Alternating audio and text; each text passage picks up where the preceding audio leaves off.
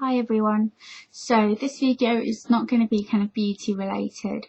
It's going to be kind of to do with kind of self-esteem and body image and how we kind of see ourselves, and I think I'm going to do a kind of couple of videos like this on my channel because it's such an important subject to me and something that I struggle with on such a daily basis. And I think talking about it is really good and really helpful because we don't often really get to talk about this kind of thing. It's kind of perceived as being quite self-indulgent and we don't really get to talk about it. And the thing that's kind of inspired me is this book which I finished 2 days ago. It's called The Real Me is Thin, and the back of it just says, for every woman who thinks she's fat. I think the cover of this is amazing. But basically this is kind of the life story of the writer, and she kind of explains her feelings on it, her kind of life story, how her parents treated her that kind of made her fat. And I've never been fat, but I think I'm fat, if you know what I mean. At my heaviest I was 2 stone over what I am now, which is quite big considering I'm only 5'1" and a half. I was 2 stone heavier and I was big. I was a lot bigger than I needed to be. And for a while I kind of felt like it didn't bother me. I was kind of okay, and I'd struggled through all my kind of young teenage years because I got boobs and a bum very early and I hated it. I didn't want the kind of roundness and the hips and that kind of thing, and I didn't want the kind of womanly body because I felt like I got it too early. I got it when I was around 10 and I felt like I'd gotten it too early and I couldn't deal with it. And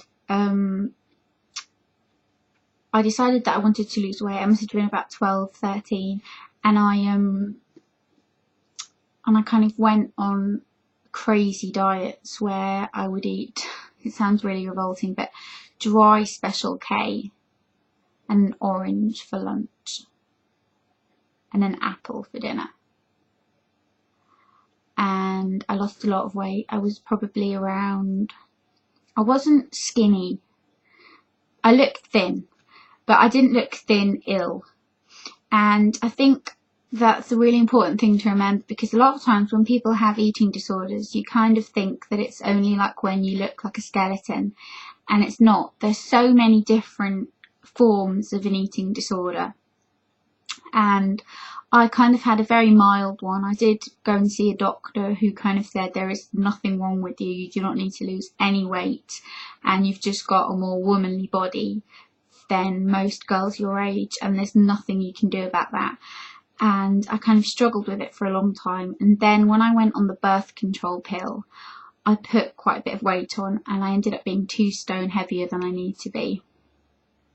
And I kind of pretended like it didn't bother me and I didn't mind, but I obviously did, really deep down, but I pretended I didn't mind, and people were telling me that I'd put on weight and that I looked fat and I needed to lose weight and that kind of thing, and it really did upset me. And you know, my mother always told me about it, even though she knew I had a big problem, she kind of still couldn't help not saying anything. And then I lost all the weight.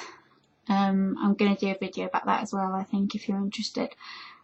I lost all the weight, and right now I'm kind of between 8.5 to 9 stone, which is perfectly healthy, but I'd still like to be around 8 stone, 7.5 stone.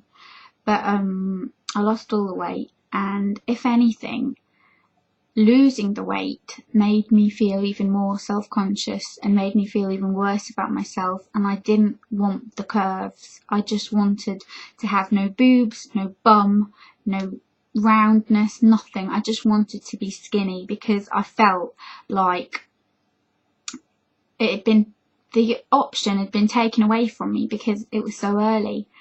And this book kind of doesn't really deal with that type of eating disorder. Her eating disorder was eating too much. And the prime example is a part where she says she goes and tells her mother at the age of 9 that she's hungry, and her mother says it's good for you. And then she thinks, well, you know, she's not going to give me food, I'm going to just have to try and find a way to eat something without her seeing. So she goes and opens the cupboard and takes a packet of biscuits and eats the entire packet of biscuits, when really she said, I only wanted 1 or 2. Because she wasn't allowed, she had to have them all.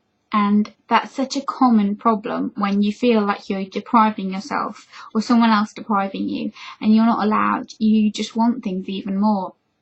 And I kind of want to be at that point where I've got such a good relationship with food, in the sense that I haven't got a relationship with food where it's just food, where you don't give it that sense of importance and don't overthink it and don't consume too much or too little of it. Just let it be there because you need food to survive, and just that's it. There's no emotional kind of baggage with the food. And in this book she kind of describes how her emotional baggage with food is still there, yet she kind of makes you kind of see how distorted our way of thinking is. And there's a sort of paragraph here that I think is very, very interesting. I'm going to read it.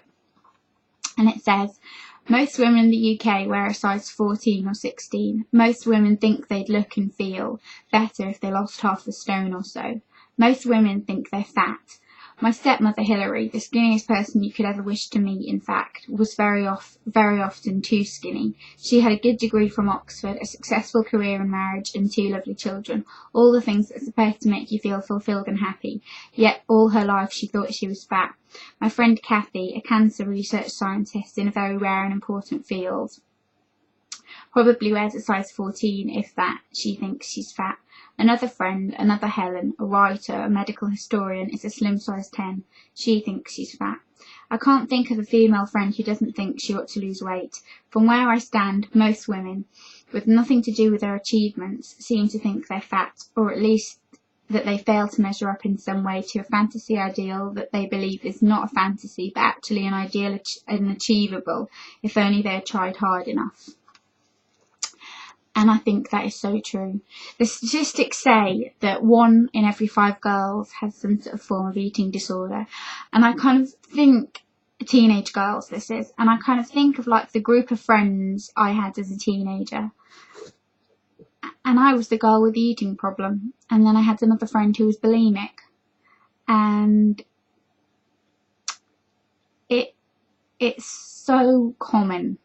Like, I don't think people actually realise how big of a problem it really is. It's so inbred in our heads that we have to be a certain way.